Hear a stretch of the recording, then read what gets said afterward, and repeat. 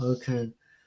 Vandeham Sri Guroh Sri Yuta Patakamalam Sri Gurun Vaishnavanscha Shri Rupam Sagrajatam Sahagana Raghunatan Vitang Tam Sajivam Sadvaitam Savadhutam Parijana Sahitam Krishna Chaitanya Devam Shri Radha Krishna Padan Sahagana Lalita Sri Visakan Vitangscha Narayanam Namaskritya Naram Chaiva Narottamam Deving Saraswatim Vyasam Tato Jayamudirayet Om Namo Bhagavate Vasudevaya.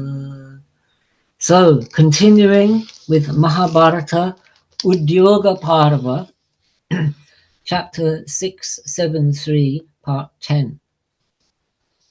Indra said, O gods, this entire indestructible universe has been pervaded by Vritra.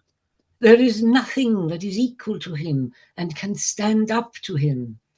I was capable in earlier times, but I am now incapable. O fortunate ones, what can I do? It seems to me that it is extremely difficult to overcome him.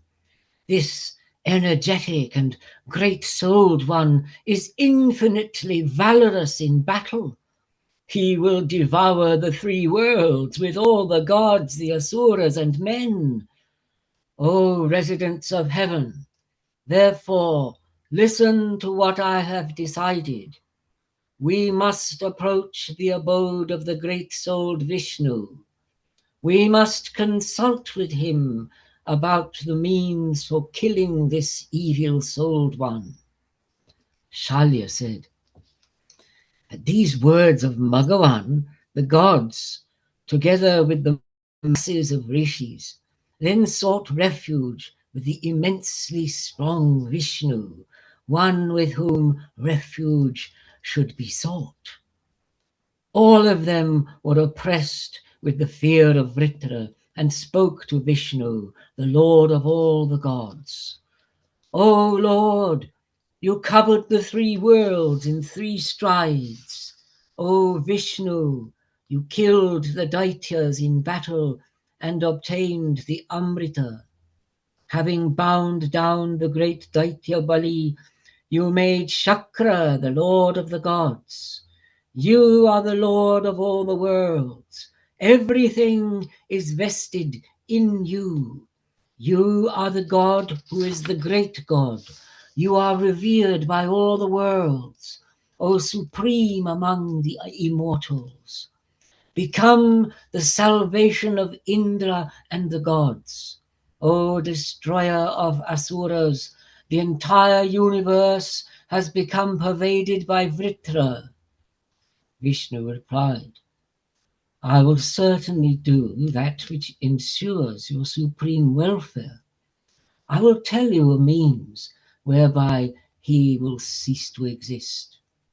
With all the rishis and the Gandharvas, go to the spot where the one with the universal form resides. Use conciliation towards him. You will then be able to vanquish him.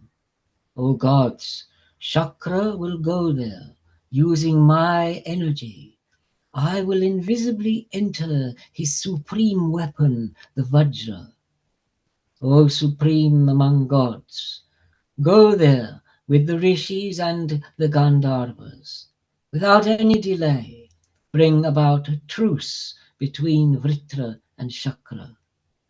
Having been thus addressed by the god, the rishis and the denizens of heaven went together, having placed Shakra at the forefront.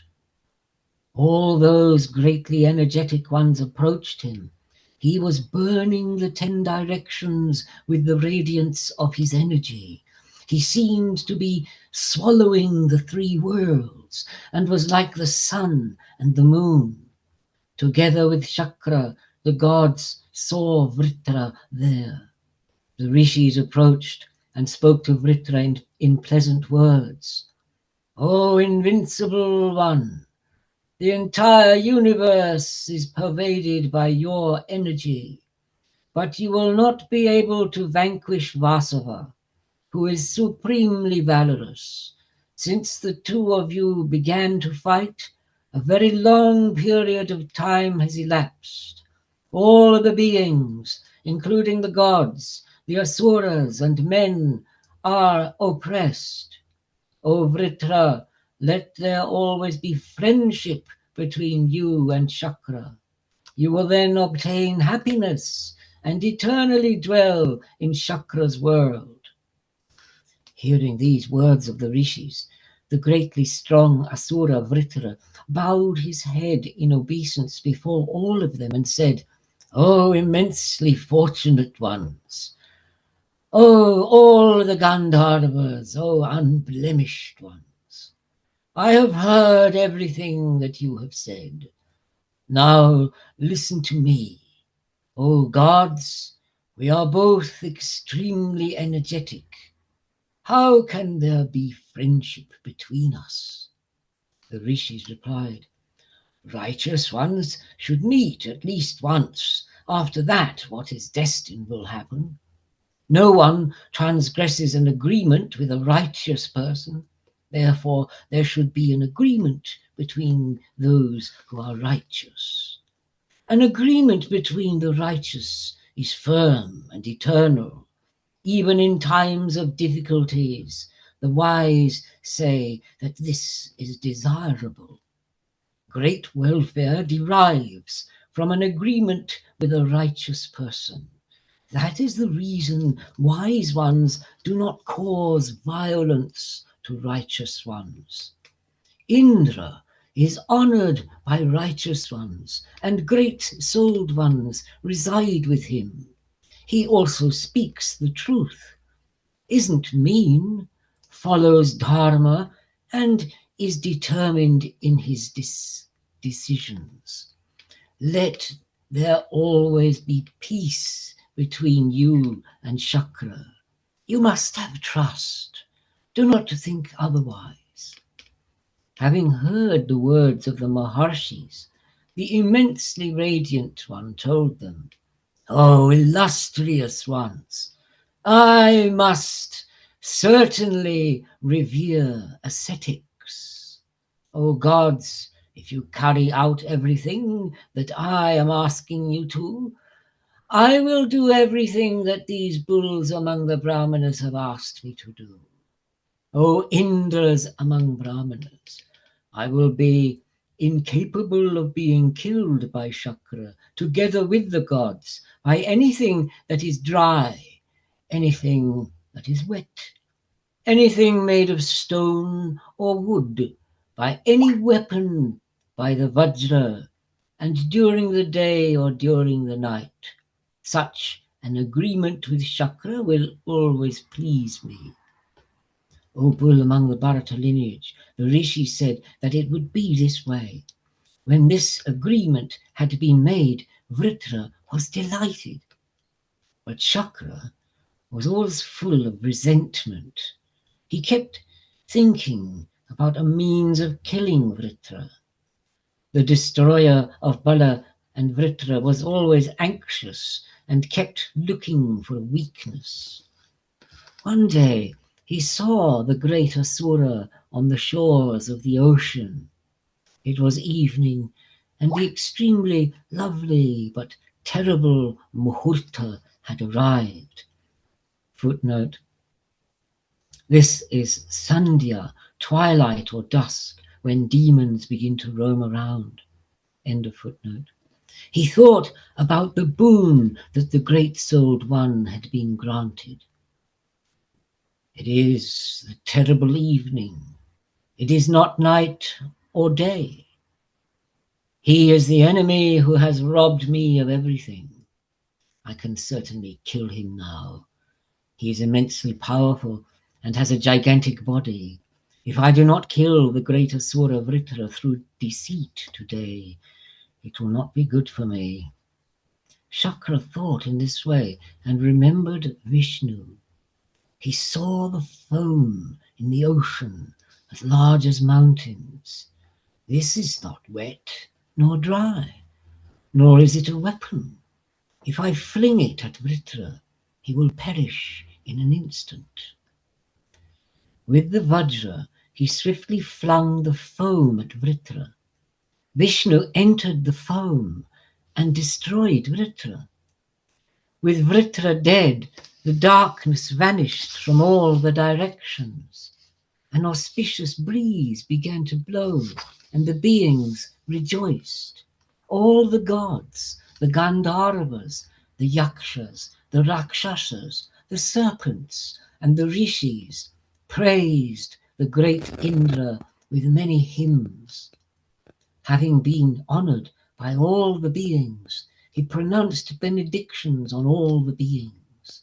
With the enemy having been slain, Vasava was delighted, and together with the gods showed his homage to Vishnu, who is learned in Dharma and is supreme in the three worlds. After the extremely valorous Vritra, who had terrified the gods, had been killed, Shakra was overcome by falsehood, footnote, because he had violated the agreement, end of footnote, and was extremely depressed. After having killed Trishira earlier, he had taken on the sin of killing a Brahmana. Bereft of his senses and consciousness, Indra of the gods went to the extremities of the world. Overcome by his own sins, he no longer possessed any wisdom. He remained immersed in water, writhing like a serpent. Thanks to the fear of having killed a Brahmana, Indra of the gods was destroyed. The earth seemed to be ravaged. There was no trees, and the groves dried up. The flows stopped in the rivers, and the ponds were without water. Because of the lack of rains, there was great distress among the beings and the gods. All the Maharshis were extremely terrified. The entire universe was without a king and was confronted with calamities. The frightened gods thought, "Who will be our king now?" The gods and the rishis in heaven no longer had a king of the gods, and none of the gods had a desire to be the king. Chapter 674, part 11. Salya said, then all the rishis and all the gods said, "Nahusha is majestic.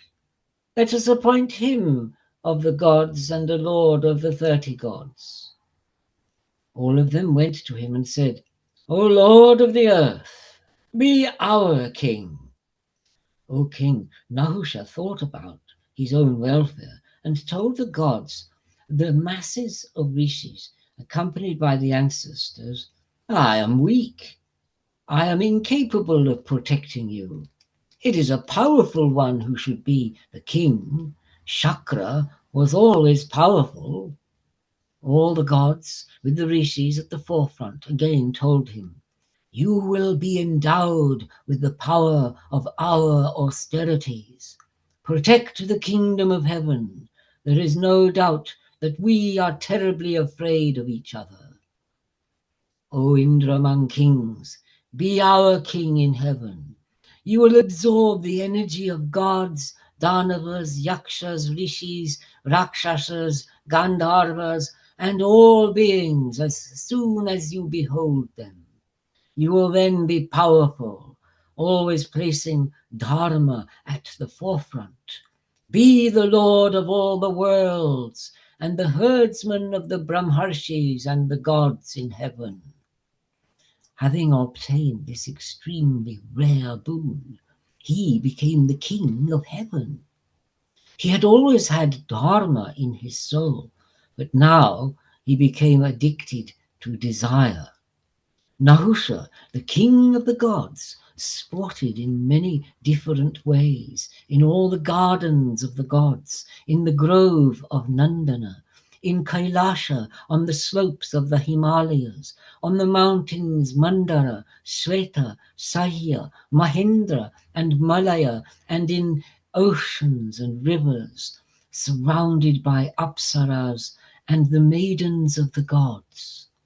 He listened to many kinds of celestial accounts, pleasing to the ear, and to all kinds of musical instruments and songs with sweet sounds. Vishvavasu, Narada, masses of Gandharvas and Apsaras, and the 6 seasons in personified form waited upon the Indra of the gods. A fragrant breeze blew, pleasant, charming, and cool. While the great-souled Nahusha was sporting in this way, his eyes fell upon the goddess who was Shakra's beloved queen. On seeing her, the evil-souled one spoke to all his courtiers. Why doesn't the goddess who is Indra's queen serve me? I am Indra of the gods now. I am also the lord of the worlds. Let Sati swiftly come to my abode today. On hearing these words, the goddess was distraught and told Brihaspati, O Brahmana, protect me from Nahusha. I am seeking refuge with you. O Brahmana, you have always told me that I bear all the auspicious marks. You have spoken of me as the beloved of the king of the gods, deserving of happiness, and as one who will never be a widow. I will be the wife of one who will be devoted to my husband. Let those words that you have spoken to me earlier come true. O illustrious one, O Lord, what you have said earlier has never been false. O supreme among Brahmanas, therefore ensure that what you have said comes true.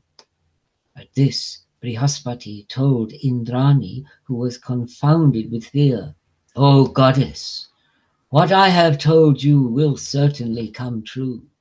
You will soon see Indra, king of the gods, return here. I tell you truthfully that you have nothing to fear from Nahusha. In a short while, I will unite you with Shakra again. Nahusha heard that Indrani had gone and sought refuge with Brihaspati Angirasa. The king was enraged. Someone else want to take over? All right. Okay. Yeah, you go for it, can I? Yeah. Okay, thanks. Chapter 675, episode 12. Your Huh? your lighting is very weird. Yeah, I know. I can't deal with the big light right now. I was doing my head in. Sorry. Okay. Maybe bring your camera just down a bit so that the screen is just a little bit more your face, because when you put your head down, yeah, a bit more. A bit, that's it. No, not that's too much. Yeah, Yeah, I that's know. it. The thing is, I have to like play with it because it wants to Okay, no, come. that's perfect. That's perfect. Yeah, it picks up more light that way. Hurry on. Huh? Yeah, that's better. Hurry on. Okay. Shalya said, on seeing that Nahusha was enraged, the gods, with the rishis at the forefront, went and told Nahusha, the king of the gods, whose visage was terrible. So Shalya said, let me do that again, please. Shalya said, on seeing that Nahusha was enraged, the gods, with the rishis at the forefront, went and told Nahusha, the king of the gods, whose visage was terrible. O king of the gods, conquer your anger, O Lord. The universe, with all its asuras, gandharvas, kinnaras, and giant serpents, is terrified at your wrath. O virtuous one, conquer this anger. Those who are like you are never enraged. That goddess is the wife of another. O Lord of the gods, be pacified. Turn your mind away from the sin of molesting another one's wife. Another one's wife. O fortunate one, you are the king of the gods. You should protect the subjects in accordance with dharma. He was addressed in this way, but did not accept these words. He was deluded by desire. Then the Lord of the gods spoke to the gods about Indra. The illustrious Ahalya was the wife of a rishi, but Indra had raped her earlier, while her husband was still alive. Why did you not restrain him then? In earlier times, Indra performed many cruel deeds. He acted against Dharma and resorted to deceit. Why did you not restrain him then? Let the goddess serve me. That will be the best for her, and that will always ensure welfare for the gods too. The gods replied, O Lord of Heaven, we will bring Indrani here, as you wish. O brave one, O Lord of the gods, conquer your anger and be pleased. O descendant of the Bharata lineage, having said this, the gods, together with the rishis, went to Brihaspati and told Indrani the inauspicious words. We know that Indrani has sought refuge in your abode and that you have granted her freedom from fear. O Indra among Brahmanas, O supreme among Devarshis, O greatly radiant one, the gods, together with the Gandharvas and the rishis, seek your favors. Let Indrani be handed over to Nahusha. Nahusha is the greatly radiant king of the gods and is superior to Indra. Let this one, with the excellent complexion and with the excellent thighs, accept him as her husband. Having been thus addressed, the goddess shed loud tears. She was miserable and weeping and spoke these words to Brihaspati. I do not wish to have Nahusha as my husband and give up my lord. O Brahmana, I have sought refuge with you. Save me from this great calamity. Brihaspati replied, It is certain that I will not give up Indrani, who has sought refuge with me. She follows Dharma. Her conduct is in accordance with Dharma. O unblemished one, I will not give you up. I do not wish to perform an act that should not be done, especially because I am a Brahmana. I have heard about Dharma. I am truthful in my conduct. I know the injunctions of Dharma. That was, I am truthful in my conduct. I was broke. I know the injunctions of Dharma. I will not do this. O supreme among the gods, depart. In these matters, Brahma recounted a song in earlier times. Listen to it. He who hands over to the enemy someone who has sought refuge, his seed will not grow at the time of sowing. His rains will not shower at the time of rains. When he wishes for protection, he will not receive it. That insensate one will have a barren harvest. That one, whose mind has been deluded, will be dislodged from the world of heaven. The gods refuse to accept the offerings of one who gives away a frightened one who has sought succor. His offspring will perish before the right time. His ancestors will always discard him. If one hands over a frightened one who has sought succor to the enemy, the gods and Indra hurl their Vajra at him. Knowing this, I will not hand over Shachi and Rani, who is famous in the world as Shakra's beloved wife. O best among the gods, what is good for her will also be good for me. Let us act according to that. I will not give Shachi away. Then the gods told their preceptor, who was supreme in the Angirasa lineage, O Brihaspati, you advise us about the best course of action. Brihaspati replied, Let this beautiful goddess ask for some time from Nahusha. I think this will ensure Indrani's welfare, and ours too. Time brings many impediments. It is time which leads to another time. Because of the boon he has obtained, Nahusha is insolent and powerful. When he had spoken thus, the gods were delighted and told him, O Brahman, what have you What you have spoken is for the welfare of all the denizens of heaven. O best of Brahmanas, let us seek the favor of this goddess. Then all the gods, with Agni at the forefront, anxious to ensure the welfare of all the world, told Indrani, "You bear the entire universe with everything that is immobile and mobile.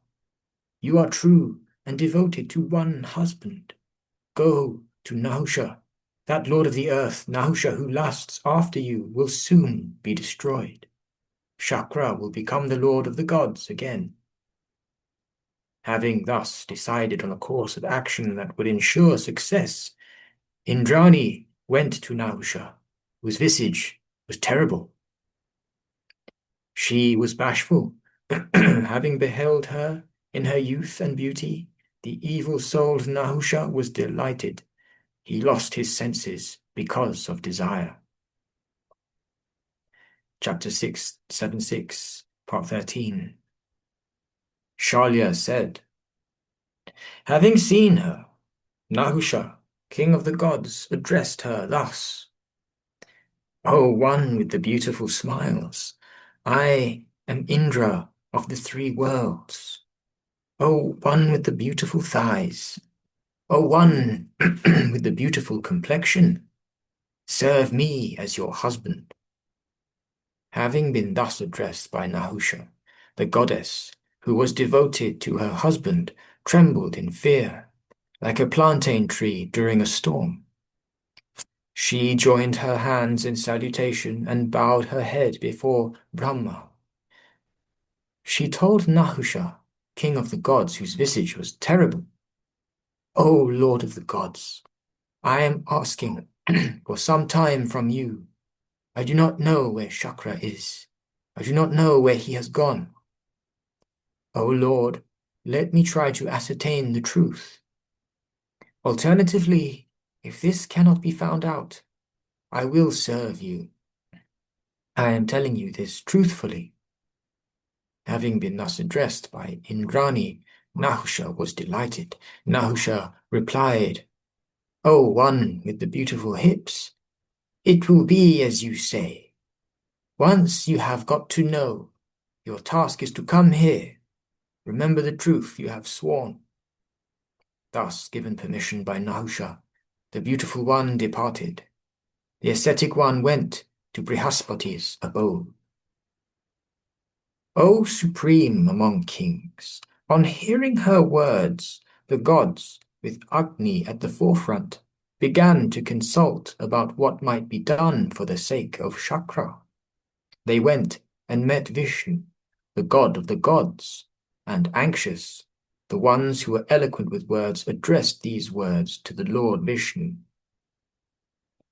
"Shakra, the lord of the masses of gods, has been burdened because he has killed a Brahman." That's because both Trishira and Vritra were the sons of a Brahmana. That was the footnote. "O Lord of the gods, you are our refuge. O Lord, you were there before the universe was created. You assumed the form of Vishnu for the sake of protecting all beings.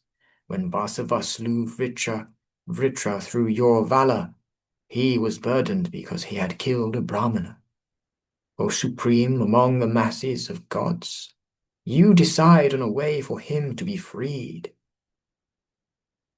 Having heard the words of the gods, Vishnu replied, "Let Shakra offer a sacrifice to me. I will purify the wielder of the Vajra.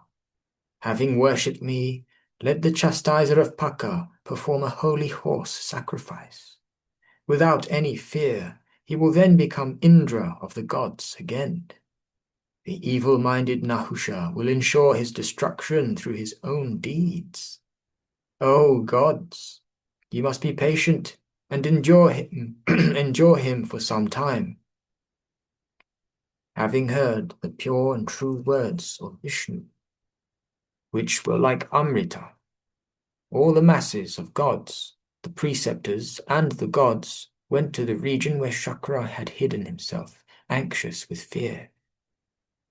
Then the great-souled and great Indra performed the extremely great horse sacrifice. O king, this was for the sake of purifying him from the taint of killing a Brahmana.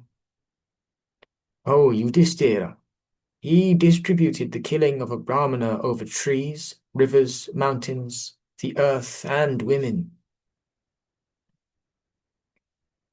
I'll read the footnote for this, please. The sin was distributed over these objects. Trees, rivers, mountains, and the earth are fertile. Women have presumably been included also because of the notion of fertility. End of the footnote. With it having been thrown out and distributed among beings, the Lord of the gods was cleansed of his fever. Vasava's soul became pure, and he assumed his earlier form. The slayer of Bala saw that Nahusha was not going to move from his position. Having obtained the boon, he was now unassailable, because he had absorbed the energy of all beings. Therefore, the god who was Shachi's husband vanished again. Waiting for the appropriate time, he remained invisible to all beings. When Shakra seems to have been destroyed, Shachi was immersed in grief. In great misery, the goddess began to lament. Alas, Shakra, if I have ever received gifts, if my seniors have been satisfied with me, if there is any truth in me, I will only have one husband. I am bowing down before this divine and auspicious goddess Night, which has now embarked on a northern course. May my wishes be fulfilled. When night arrived, the goddess worshipped her. Because of her devotion to her husband and because of her truthfulness, Upashruti appeared before her. Footnote: Upashruti is the personification of a supernatural voice that is heard at night. Alternatively, it is a nocturnal deity who reveals the future. The goddess asked Upashruti, "Show me the region where the king of the gods is. Use the truth to show me the truth." Chapter 677, Part 14. Shalya said, on seeing that the goddess was endowed with youth and beauty, thus did Upashruti appear before the beautiful and virtuous one. Indrani was delighted and showing her homage said, "O one with the beautiful face, I wish to know who you are. Tell me." Upashruti replied, "O goddess, I am Upashruti. Since I am satisfied with your truthfulness, I have shown myself before you. You are devoted to your husband. You have restraint and are self-controlled. I will show you Shakra, the god who killed Vritra. O fortunate one, follow me quickly and you will be able to see that supreme among gods." As the goddess went on ahead, Indrani followed her. Having traversed many forests of the gods and many mountains, she crossed the Himalayas and went to its northern slopes. She came to an ocean that was many yojanas wide. She then went to a large island that was covered with many trees and creepers. She saw a divine lake there, populated by many kinds of birds. It was pure and had 100 yojanas broad with a similar length. O descendant of the Bharata lineage, thousands of divine lotuses bloomed there, with 5 colors, and bees buzzed around. She broke the stalk of a lotus and entered with her. She saw Shatakratu, who had also entered there. On seeing her lord in that extremely tiny form, the goddess and Upashruti also assumed extremely tiny forms. Indrani praised Indra for the famous deeds he had performed earlier. Having been thus praised, the god Purandara told Shachi, "Why have you come here, and how did you get to know that I was here?" She then told him about what Nahusha had tried to do. When he became the Indra of the three worlds, he became insolent because of his valor. O Shatakratu, having become insolent, the evil-souled one asked me to serve him. That evil one has granted me some time. O Lord, if you do not save me, he will bring me under his powers. O Shakra, I am tormented because of this, and have come to you. O mighty armed one, destroy that terrible Nahusha. His mind is set on evil. You are the destroyer of Daityas and Danavas. Reveal your own self. O Lord, regain your own energy. Rule the kingdom of the gods. Yeah, continue. Chapter 6, 7, 8, Part 15.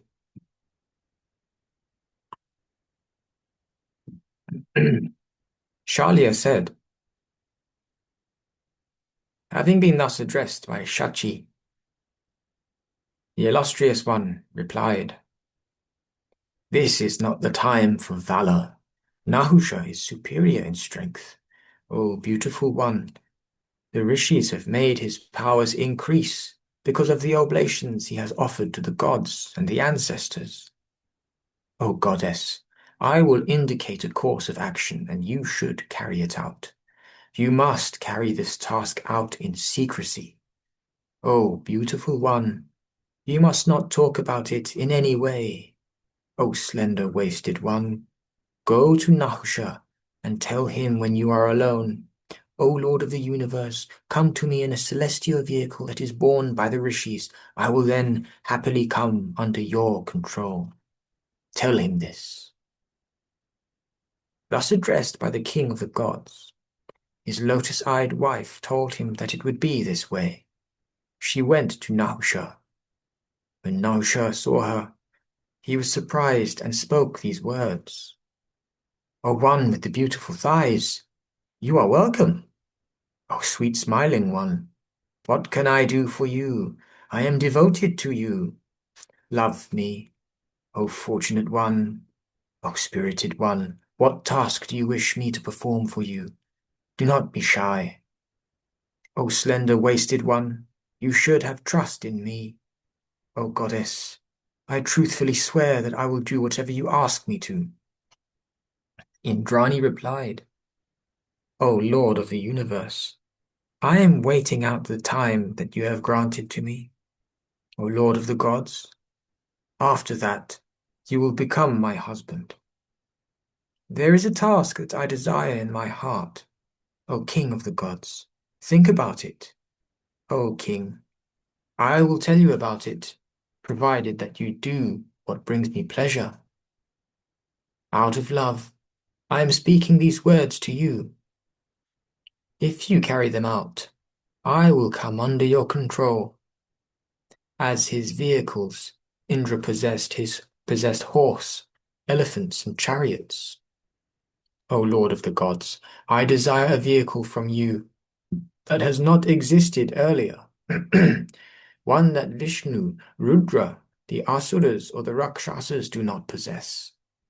O great king, O Lord, let all the rishis bear you together on a palanquin. O king, that will bring me pleasure. You should not be the equal of the Asuras or the gods. With your valor, you should grasp all their energy by glancing at them.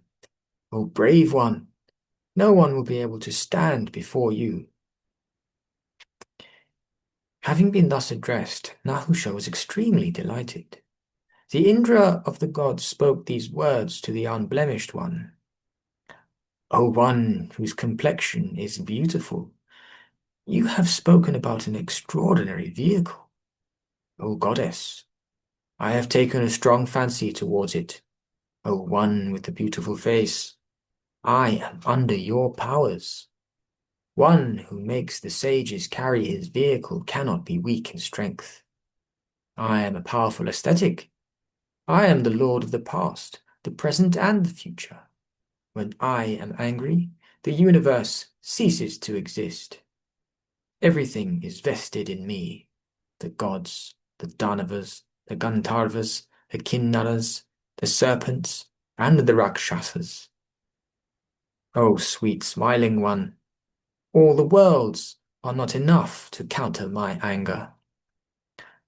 I take the energy from anyone I look at with my eyes. O goddess, there is no doubt that I will act in accordance with your words. The 7 rishis will bear me, and all the Brahma rishis. O beautiful one, behold my greatness and my prosperity. Having spoken thus, he gave the goddess with the beautiful face permission to leave. He did not possess the qualities of a Brahmana. He was powerful and intoxicated. He was insolent because of the boon. He yoked the rishis who were established in the rules to his celestial vehicle. That evil-souled one was overcome by desire and made the rishis bear him. Having been dismissed by Nahusha, she told Brihaspati, "Only a little bit of the time that Nahusha granted me is left. Hunt out Shakra quickly. I love him, and show me compassion." The illustrious Brihaspati told her, "It will be this way, O goddess. You have no reason to fear the evil-minded Nahusha. He will not last for a long time. That worst of men has been destroyed. He is ignorant of Dharma. O beautiful one, he has made the Maharishis carry him, and has been slain. I will offer oblations for the destruction of that evil-minded one. I will go to Shakra, O fortunate one. Do not be afraid." Having kindled a fire in accordance with the prescribed rites, the immensely energetic Brihaspati offered oblations to discover where the king of the gods was. The illustrious god of the fire himself appeared. He adopted the extraordinary form of a woman and suddenly disappeared. With the speed of the mind, he searched the directions, the sub-directions, the mountains, the forests, the earth, and the sky, and returned within a brief moment to Brihaspati. Agni said, "O Brihaspati, I cannot see the king of the gods anywhere. Only the waters remain to be searched, and I am incapable of entering the waters. O Brahmana, I have no means of going there. What else can I do for you?" Having been thus addressed, the preceptor of the gods said, "O greatly resplendent one, enter." Agni replied, "I cannot enter the waters. That will be my destruction. I am seeking refuge with you. O immensely radiant one, be pacified. The fire arose from the waters, Kshatriyas from Brahmanas, and iron from stone. Their energy goes everywhere, but is pacified if they return to their wombs." I would love to carry on now, if you wouldn't mind, my dear. Can I? Yes, please do then. Thank Wow, that was fantastic. It's so exciting. I'm greedy. Yeah, It's so exciting, isn't it? God. great. I was just imagining this in all cl that classical style, Ultima Dei, my Lord Leighton, when they do the Greek gods, it's like very, marble and it's a heavenly. I was just imagining just all of this happening, Yeah. Indianized version of that. Okay, I will carry on. 6, 7, 9, 16 of the Udyoga Parva. Brihaspati said, "O Agni, you are the mouth of all the gods.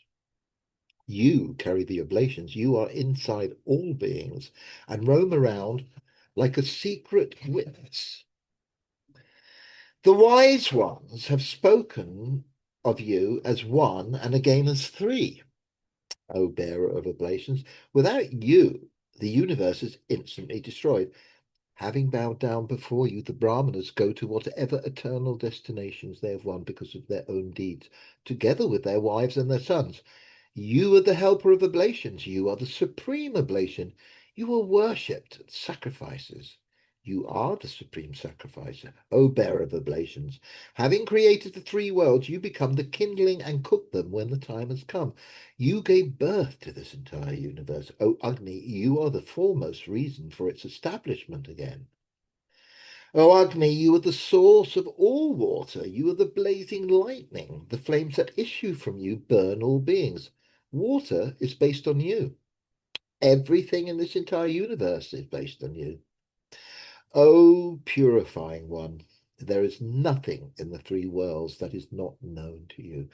Everyone loves one's womb, so enter the water without any fear. I will make you grow with my eternal Brahmana mantras. Shalya said, having been thus praised by the illustrious and supreme sage Brihaspati, the bearer of oblations spoke these supreme words. I tell you truthfully that I will show Chakra to you. The fire entered the water with its oceans and ponds. It went to the lake where Shatakratu was secretly hidden. O bull among the Bharata lineage, he searched through the lotuses and found Indra of the gods in the middle of a stalk. He returned quickly and told Brihaspati, the Lord is hidden inside the stalk of a lotus in a very tiny form. With all the gods, rishis and Gandharvas, Brihaspati went there and propitiated the slayer of Bala because of his earlier deeds. O Shakra, you killed the great and terrible Asura named Namuchi, and Shambhara and Bala, both of whom were terrible in valor.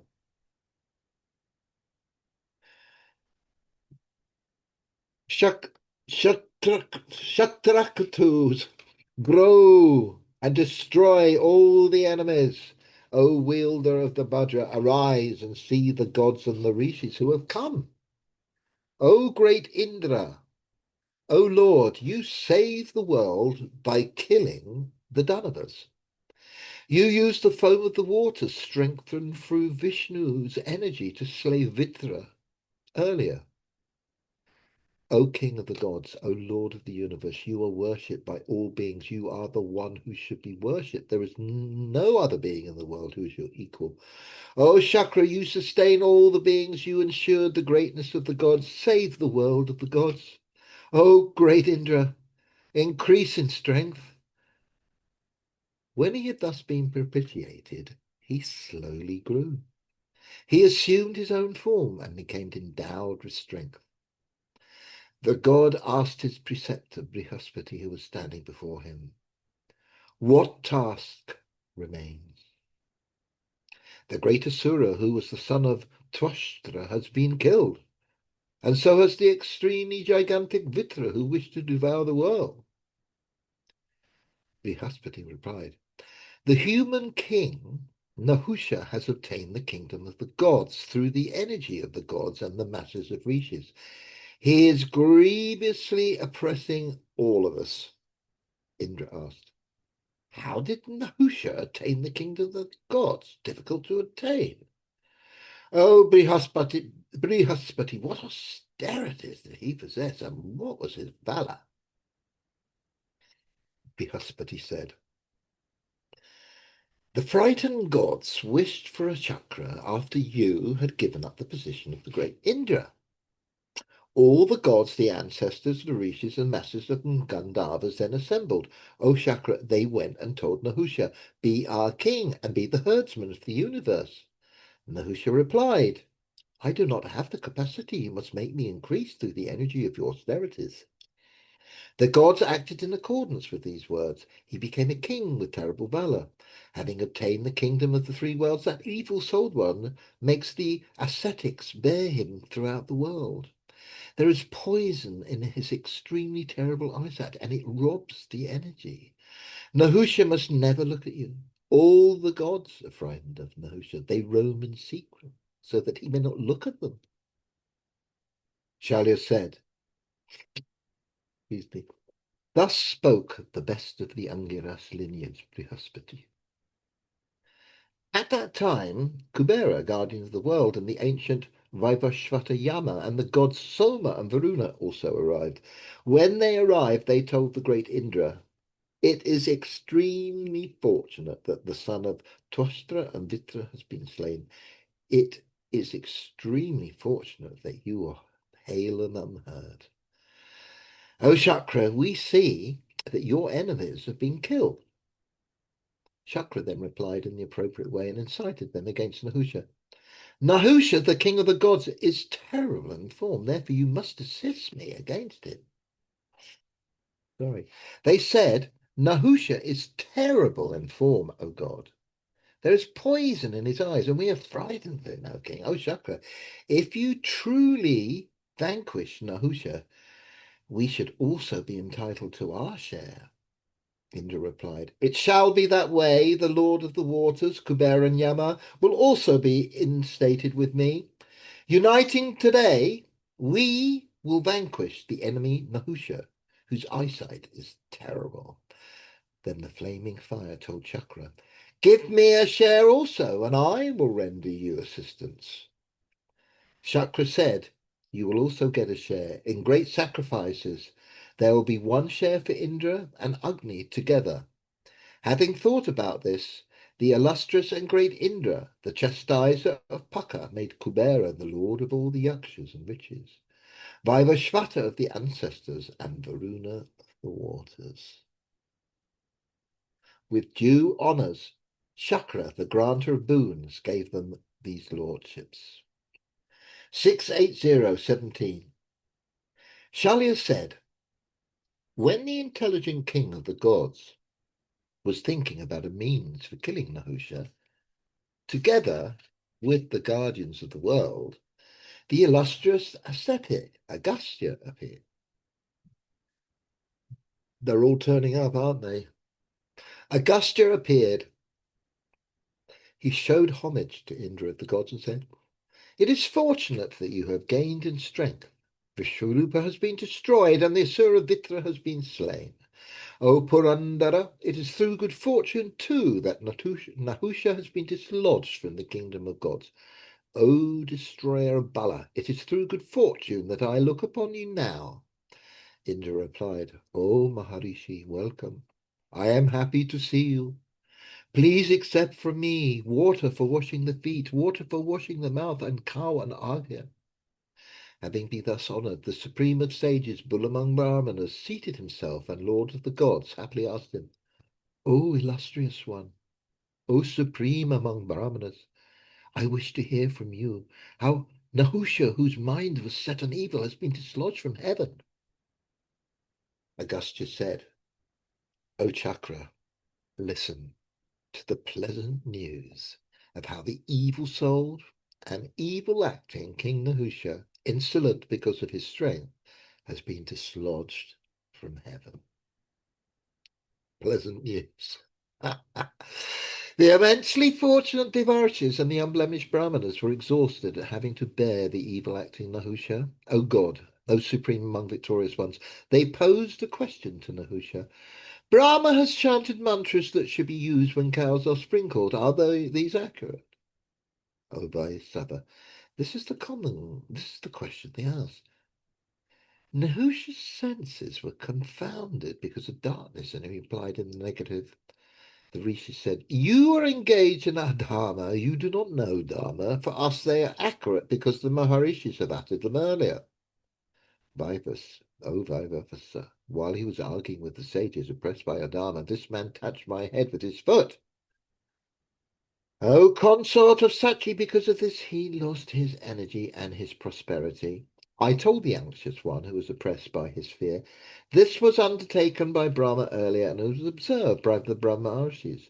They should not be censured, and you have censured them. You have touched my head with your foot, O stupid one. The rishis are like Brahma and unassailable. You have made them carry out your vehicle. Therefore you will lose your brilliance and will be dislodged from heaven. O evil one, with your merits exhausted, you will be dislodged and will descend on earth. You will roam for 10,000 years in the form of a giant serpent. After this period is over, you will return again to heaven. O destroyer of enemies, thus The evil-souled one was dislodged from the King of Heaven. O Chakra, it is through good fortune that the thorn of Brahmanas has been uprooted and we are flourishing. O consort of Shachi, return to heaven and protect the worlds. Conquer your senses and conquer your enemies. Be praised by the Maharshis. Shalya said, the gods, surrounded by the masses of Maharshis, were extremely satisfied. So were the ancestors, the Yakshas, the serpents, the Rakshasas, the Gandharvas, the maidens of the gods, and the masses of Apsaras. O Lord of the earth, all the lakes, rivers, mountains, and oceans approached and said, O destroyer of enemies, it is through good fortune that you are flourishing. It is through good fortune that the evil Nahusha has been dislodged by the wise Agastya. It is through good fortune that the one who was evil in his conduct has become a snake on the face of the earth. Are you going to read today, Arthur? No, you look so shy. You're blushing. I've never seen you blush. Okay, Madan, can you carry on then? Yeah, so do you remember when the snake devoured Bhima and Yudhisthira had to answer questions? Kind of. How far back was that? A kind of God, there's so many stories, isn't there? Okay, No, carry on. Yeah. this is the same Nahusha. Okay. This is how he ended up being the snake. Fantastic. Nahusha's a lustful kind of character, huh? Yeah, well, he was an earthly king that was promoted to heaven, and so Yeah. it went to his head. And he got dislodged. He Yeah. got dislodged. Yeah. There's a moral story here, but I think we should get back to the tale. So what chapter? 682? 681. 681. Sorry, yeah. 189. Okay. Hari Om. Hare Krishna. Shalya said, then Shakra was praised by the masses of Gandharvas and Apsaras. He ascended Airavata, the king of elephants, who possessed all the auspicious marks. The immensely energetic god of the fire was there. Maharshi Brihaspati, Yama, Varuna, and Kubera, lord of riches. Surrounded by all the gods, Gandharvas and Apsaras, Shakra, the destroyer of Vritra, went to the three worlds. Having been united with the great Indrani, Satakratu, the king of the gods, was supremely delighted and began to rule as the king of the gods. The illustrious Angira appeared. He honored Indra of the gods with mantras from the Atharva Veda, and he bestowed a boon on Atharva Angirasa. This Veda will be known by the name of Atharva Angirasa. For example, you will also obtain a share in the sacrifice. O king, having thus honored the illustrious Atharva Angirasa, Shatakratu, the king of the gods, gave him permission to leave. Indra honored the 30 gods and the rishis, rich in austerities. O king, he happily ruled over the subjects in accordance with dharma. Such were the difficulties confronted by Indra together with his wife. With a desire to kill his enemies, he lived in disguise. O Indra among kings, you should not be angry because you confronted difficulties in the great forest together with Draupadi and your great-souled brothers. O Indra among kings, O descendant of the Bharata lineage, O descendant of the Kaurava lineage, you will also regain your kingdom the way Shakra obtained it after killing Vritra. The evil-acting Nahusha was evil in his intelligence and hated Brahmanas. Because of Agastya's curse, He was destroyed for an eternal period of time. O destroyer of enemies, this will also happen to your evil-souled enemies. Karna, Duryodhana, and the others will soon confront their destruction. O brave one, O Lord, with your brothers and Draupadi, you will then enjoy the earth up to the frontiers of the ocean. This is the account of Shakra's victory, equal in importance to the Vedas. It should be heard by a king who wishes for victory. O supreme among victorious ones, it is for that reason that I have recounted it, for the sake of your victory. O Yudhishthira, great-souled ones are strengthened when they are praised. O great-souled Yudhishthira, because of Duryodhana's crimes and the strength of Bhima and Arjuna, the defeat of the Kshatriyas will occur. He who always reads this account of Indra's victory has his soul cleansed, and having won heaven, rejoices in the afterlife. That man does not have any fear from enemies, and he is never without sons. He never confronts a calamity. He always has a long life. He is triumphant everywhere and is never vanquished. Vaishampayana said, O bull among the Bharata lineage, the king was thus assured by Shalya, in accordance with the prescribed rites, the supreme among those who uphold dharma showed Shalya homage. Having heard Shalya's words, Kunti's son Yudhishthira spoke these words to the mighty armed king of Madra. There is no doubt that you will be Karna's charioteer, and your task is to destroy Karna's energy through your prowess. Shalya replied, I will do as you have asked me to do, and everything else that I am able to do for your sake. O destroyer of enemies, having taken his leave from Kaunteya, Shalya, the handsome lord of Madra, then went with his army to Duryodhana. Chapter 682, part 19. Vaishampayana said, the brave Mahabharata Satyaki of the Satyatas then arrived with a large army, with the 4 types of forces before Yudhishthira.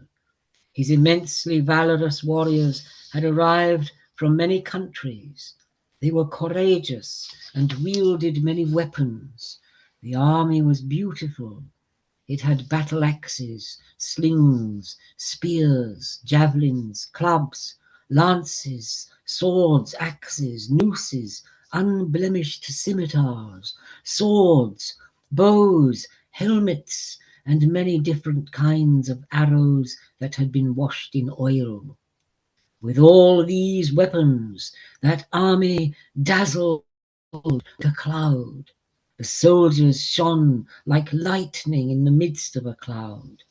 O king, that Akshohini of soldiers joined Yudhishthira's army, and having entered, vanished like a small river into the ocean.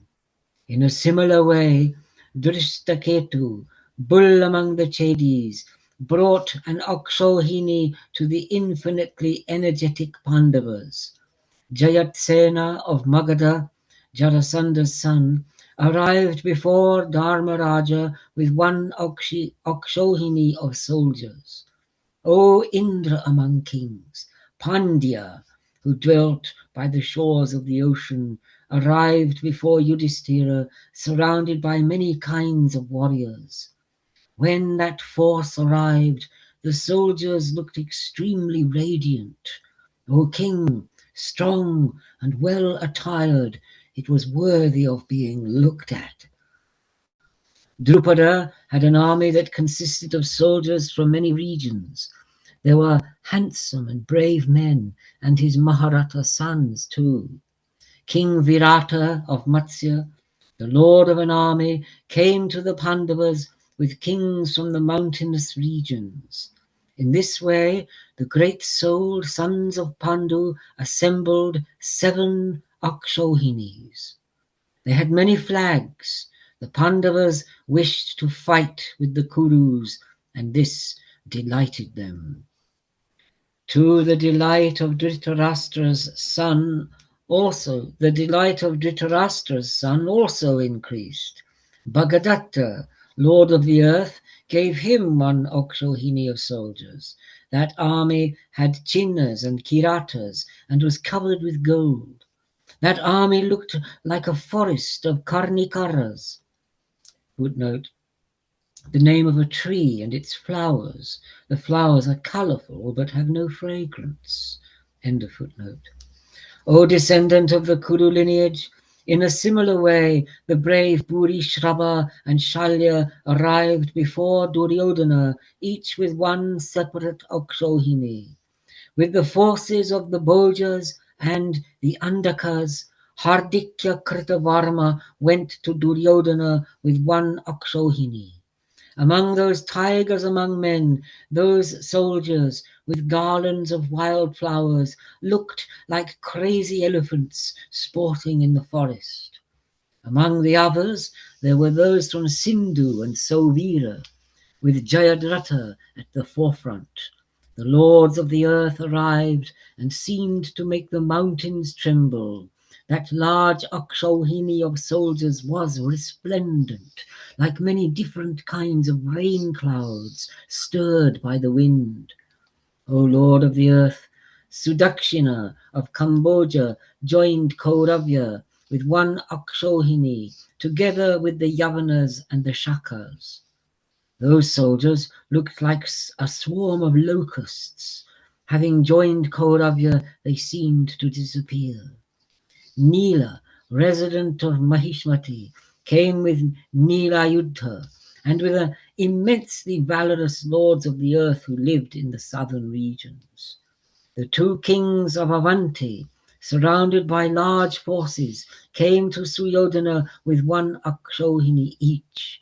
The 5 brothers, who were kings of Kekaya and were tigers among men, came to Kauravya with 1 Akshohini and delighted him.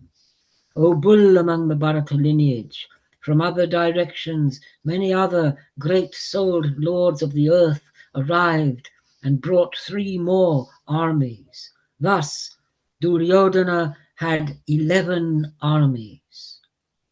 They wished to fight with the Kaunteyas and were covered with many flags. O king, O descendant of the Bharata lineage, there was no space left in Hastinapura then, not even for the foremost of kings and the leaders of their armies. O descendant of the Bharata lineage, the region of 5 rivers, footnote, Punjab, end of footnote, Kuru Jangala, the forest of Rohitaka, the entire desert region, Ahi Chatra, Kalakuta, banks of the Ganga, Varana, Vatadhana, and the mountains around the Yamuna. This entire region was extremely large and full of treasure and grain. It was completely covered by the forces of the Kauravas. This was the army that the priest who had been sent by the king of the Panchalas to the Kauravas saw. So then it's worth remembering the Pandavas have 7 Akshohinis and the Kauravas have 11 Akshohinis in the battle. I'll read one more and then Kanai maybe would like to have a go. 683 part 20. Vaishampayana said, Drupada's priest went to Kauravya together with Bhishma and Vidura. Dhritarashtra's son welcomed him with honours. He asked them about the welfare and whether they were all in good health. In the midst of the leaders of the army, he then spoke the following words. All of you know what the eternal dharma of kings is, but though it is known, I will refer to it, because it leads up to the words that I will say. It is known that Dhritarashtra and Pandu are sons of the same father. There is no doubt that they possess equal rights to what belonged to their ancestors. The sons of Dhritarashtra have now obtained those ancestral riches. Why have the sons of Pandu not obtained a share of the ancestral riches? This is the way it is. In earlier times, too, it is known that the Pandavas did not obtain a share of the ancestral objects. The sons of Dhritarashtra gathered them. There have been several occasions when attempts have been made on their lives, but because their lives were not over, they could not be sent to Yama's abode. Through their own powers, the great-souled ones again obtained a kingdom, but together with Sobala, that was deceitfully taken away from them by the mean sons of Dhritarashtra. That act was undesirable, but this one approved it. Footnote, referring to Dhritarashtra. With their wife, these brave ones were terribly mistreated in the assembly hall. They went through many extremely terrible hardships in the forest. Then, in Virata's city, it was as if they went through another birth. These great-souled ones went through extreme difficulties, as if they had performed evil acts. Having left all that and all the earlier difficulties behind, the bulls among the Kurus only wish for conciliation with the Kurus. Knowing their conduct and the conduct of Duryodhana, the well-wishers of Dhritarashtra's son should entreat with him. Those brave ones do not wish to fight with the Kurus. The Pandavas want what is theirs without destroying the world. Whatever reasons Dhritarashtra's son cites in favor of war cannot be regarded as a reason because they are stronger. Dharma's son has assembled 7 Akshohinis. They are eager to fight with the Kurus and are waiting for instructions. There are other tigers among men who are equal to thousands of Akshohinis. There are Satyaki and Bhimasena and the extremely strong twins. These 11 armies are assembled on one side, but on the other side there is the mighty armed Dhananjaya, who possesses many forms. Just as Kiriti surpasses all armies, so does the mighty armed and immensely radiant Vasudeva. Knowing the multitude of their armies, Kiriti's valor and Krishna's wisdom, which man will wish to fight? Since the stipulated time has passed, in accordance with Dharma, you must return what should be returned. Do not let them pass. Do not let time pass by idly. Okay, Kane. Chapter 684, Part 21. That was fabulous, by the way. And carry on. Vaishampayana said, on hearing these words, the immensely radiant Bhishma, aged in wisdom, applauded him and spoke these words, which were appropriate to the occasion. It is fortunate that the Pandavas and their relatives are well.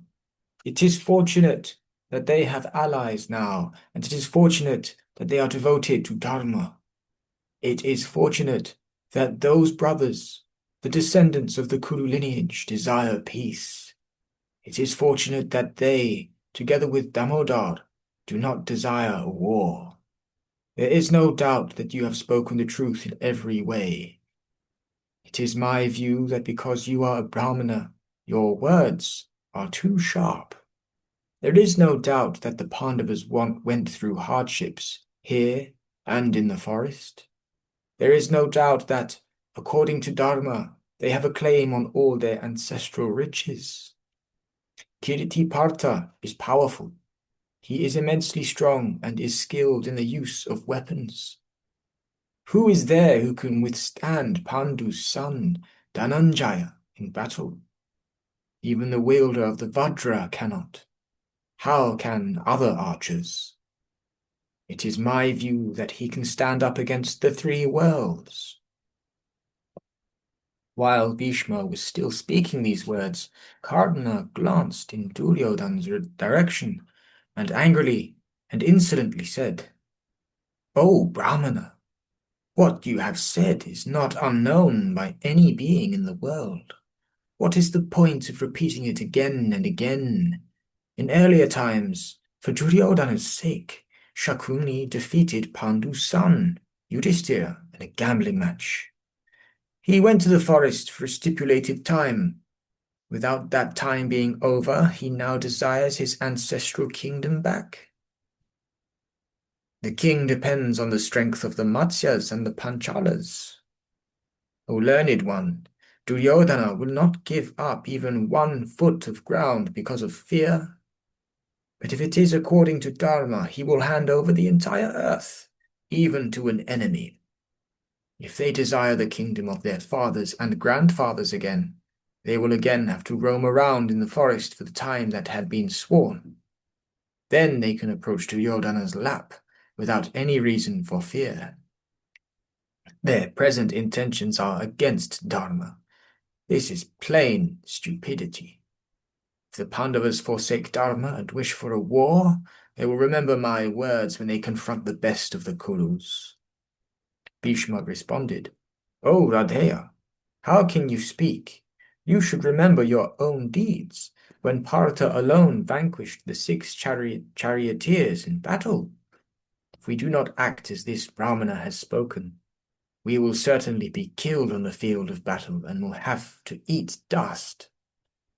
Dhritarashtra pleaded with Bhishma and placated him. He censured Radheya. He then spoke these words. The words spoken by Shantanu's son Bhishma are for our own welfare, for the welfare of the Pandavas, and for the entire universe. After reflecting about this, I will send Sanjaya to the Parthas.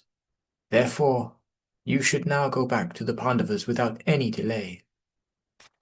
Kauravya then treated him hospitably and sent him back to the Pandavas. Having summoned Sanjaya to the assembly hall, he spoke these words.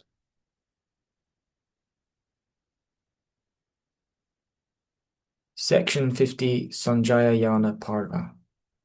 The word yana means going or voyage, so this parva is about Sanjaya's journey as a messenger. Dhritarashtra sends Sanjaya as an emissary to the Pandavas.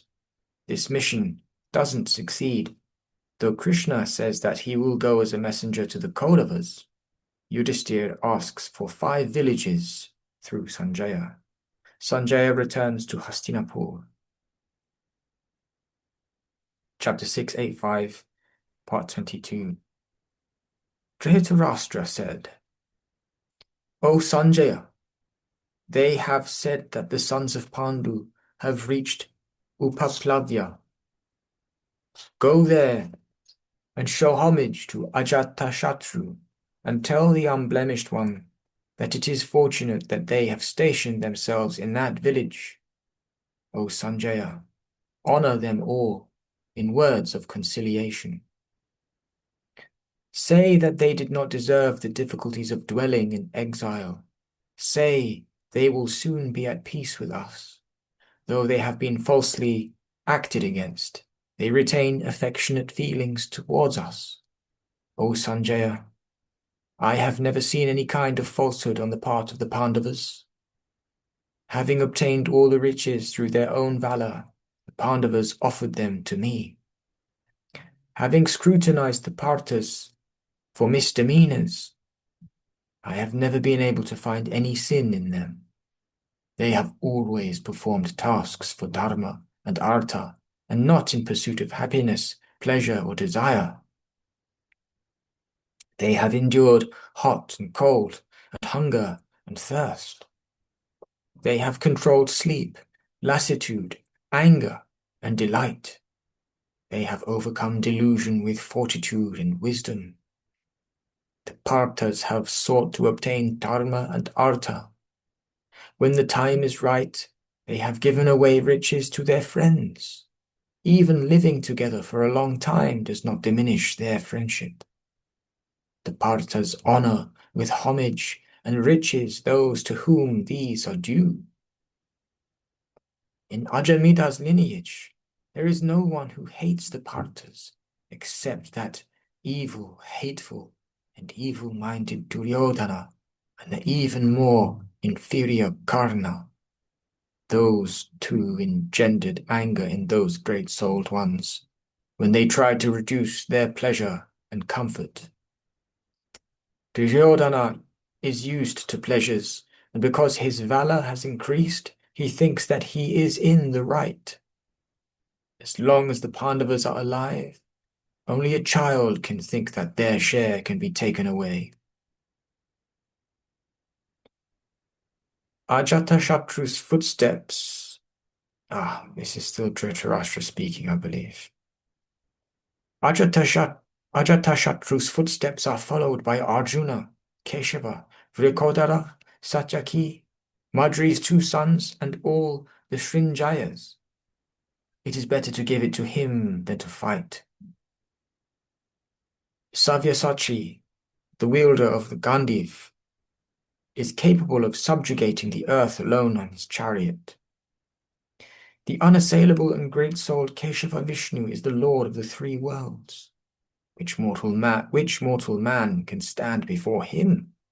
He is worthy of being honored by all the gods.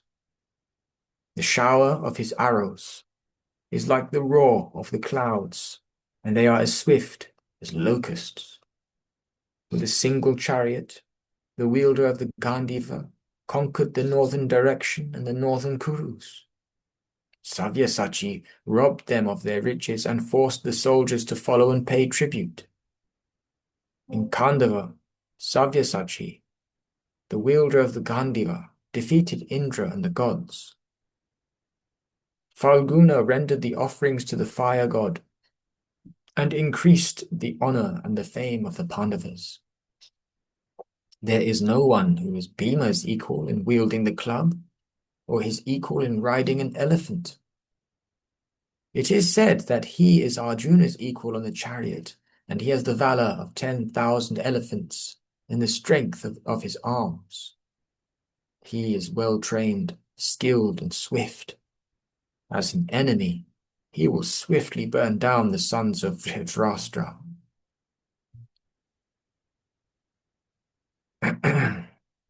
He is intolerant and powerful, and even Vasava will be unable to defeat him in battle.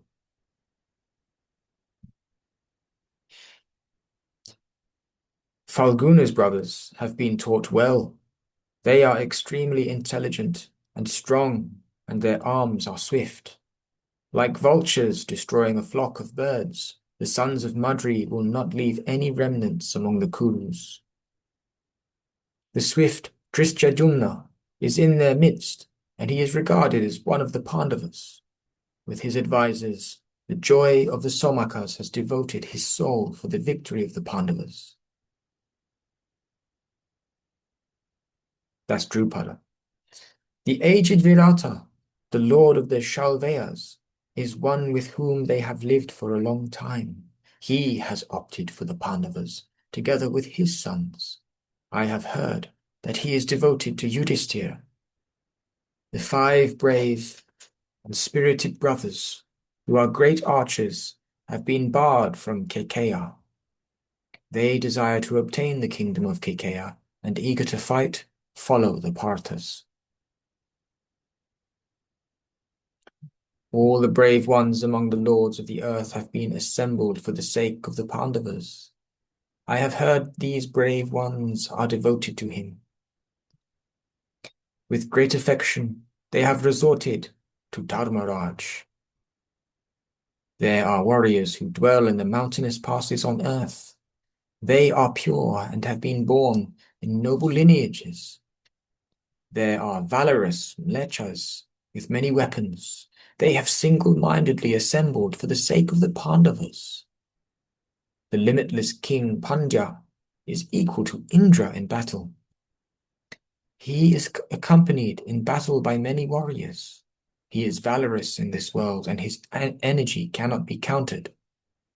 That great-souled one has arrived for the sake of the Pandavas. I have heard that Satyaki learnt about weapons from Drona, Arjuna, Vasudeva, Kripa, and Bhishma, and that he is an equal of Krishna's son. Pradyumna, it means Krishna's son. He is also devoted to the cause of the Pandavas. The Chedis and the Karushakas have also joined him, with all the enterprising lords of the earth. In their midst, blazing in prosperity like the sun, used to be the flaming king of Chedi. He was regarded as unassailable in battle. In drawing the bow, he was foremost on earth. He was chief among the Kshatriyas. But using his powerful force, Krishna crushed and killed him. In earlier times, he crushed Shishupal in battle, thus increasing the fame of the Yadavas, or the Indras among men. The kings of the Karushas then increasingly extolled his honor. When Krishna rode on his chariot with Sugriva, they realized that Keshava was invincible. They ran away, deserting the king of Chedi like small animals at the sight of a lion. Whoever insolently wishes to engage in a duel with Vasudeva is smitten down lifeless by Krishna, like a Karnikara struck down in a storm. Karnikara is a tree with colorful flowers, but no fragrance. O Sanjaya, O son of Gavalgan, on remembering what I have been told about Keshava's valor, undertaken for their sake, and on remembering Vishnu's other deeds, I cannot find any peace. No enemy can withstand those who are led by that lion among Vrishnis. My heart trembles when I hear that the two Krishnas are united on the same chariot. That would be Krishna and Arjuna. Krishna is one of Arjuna's names.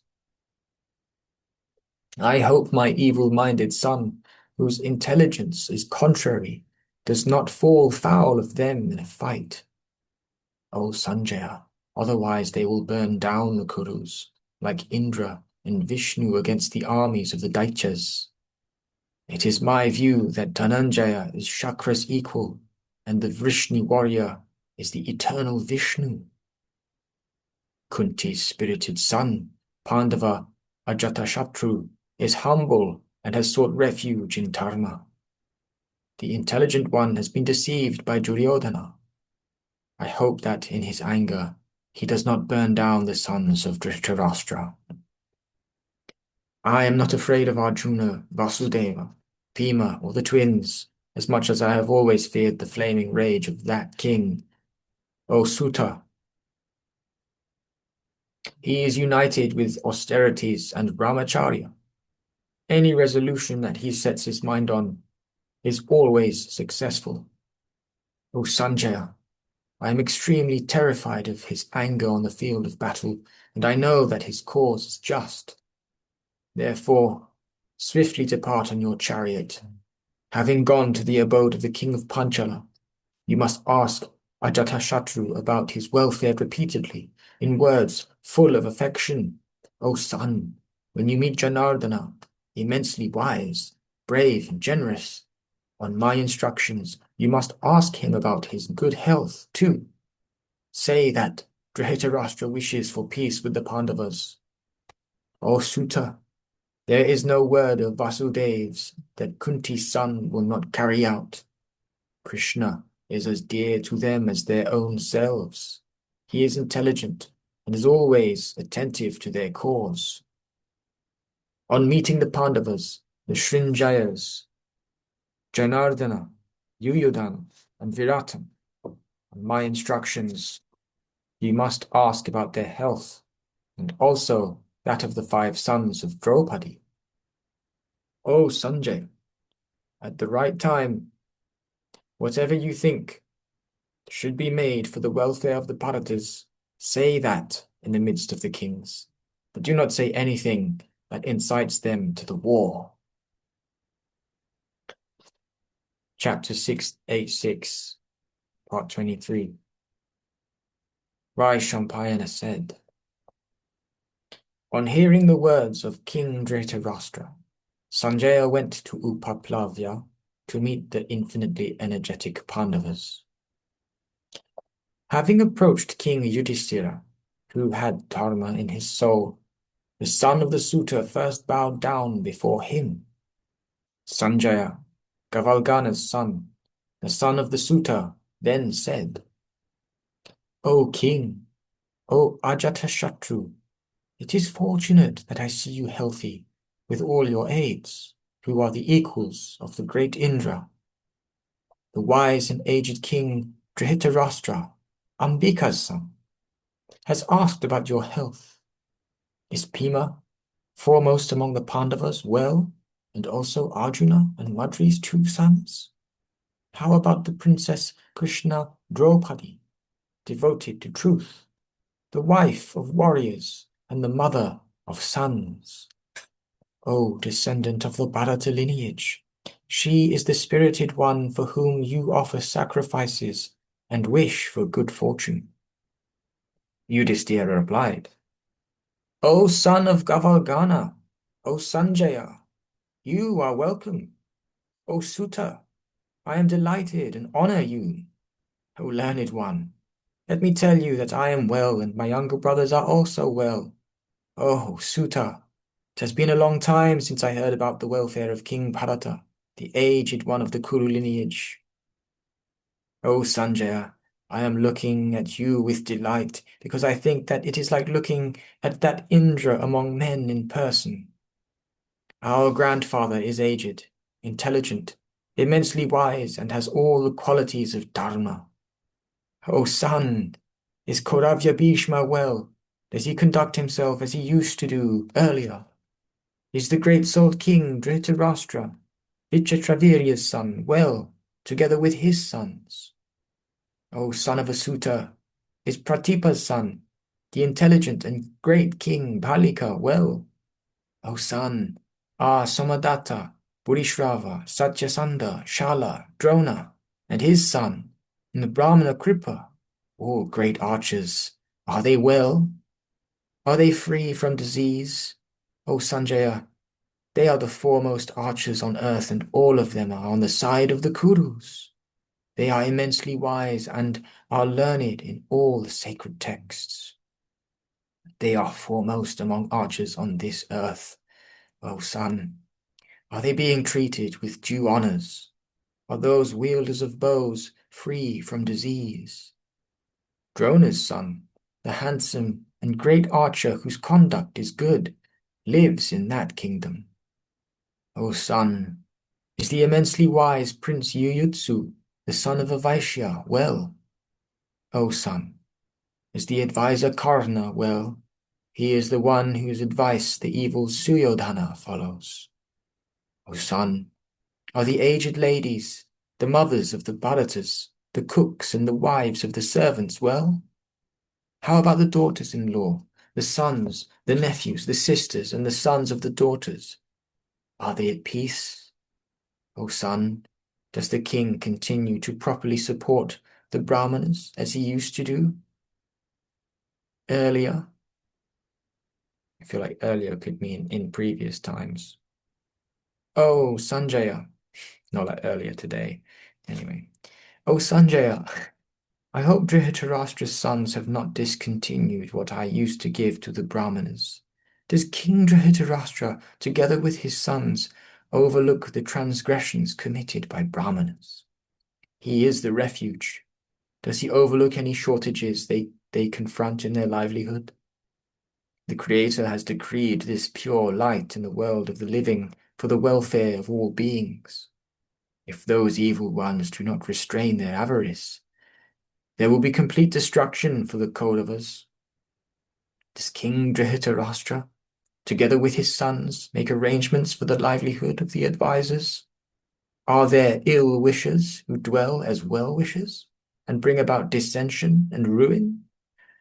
O son, do all the Kurus talk about the crimes committed by the Pandavas?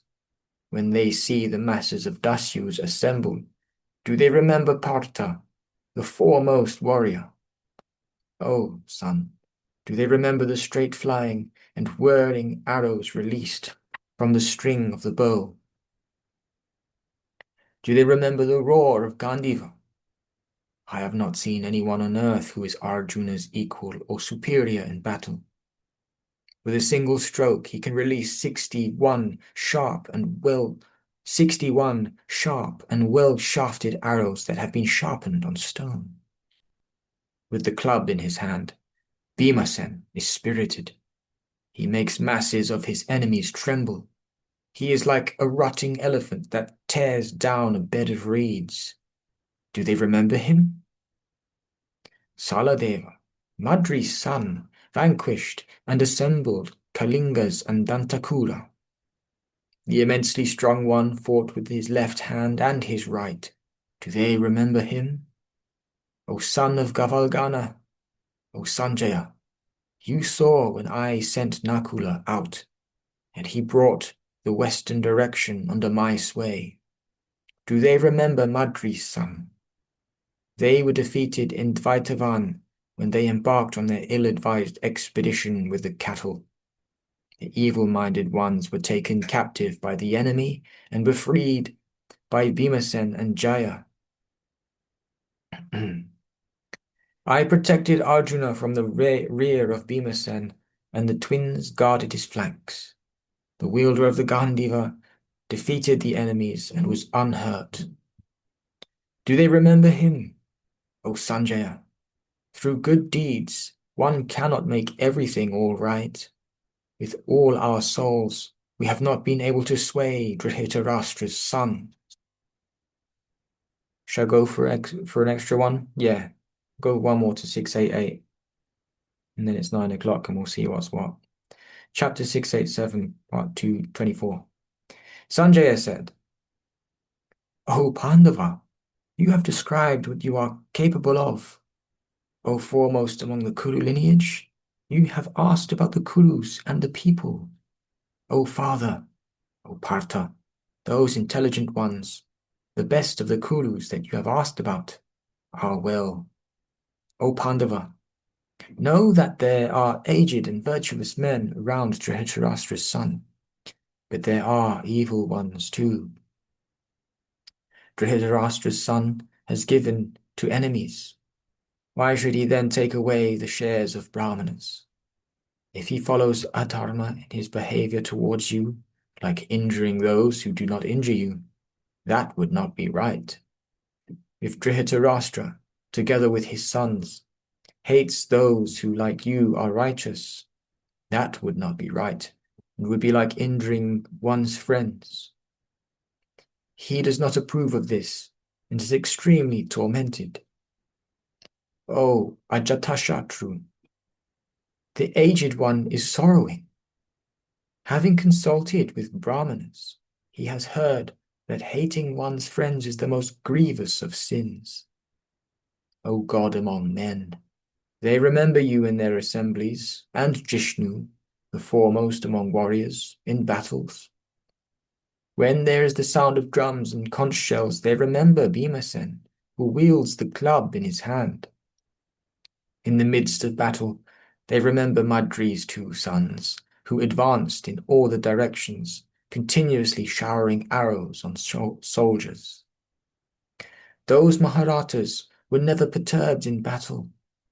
O king, I think that no one knows the destiny that will befall a man. O Pandava, you have all the qualities of dharma, yet you have had to confront difficulties in the form of hardships.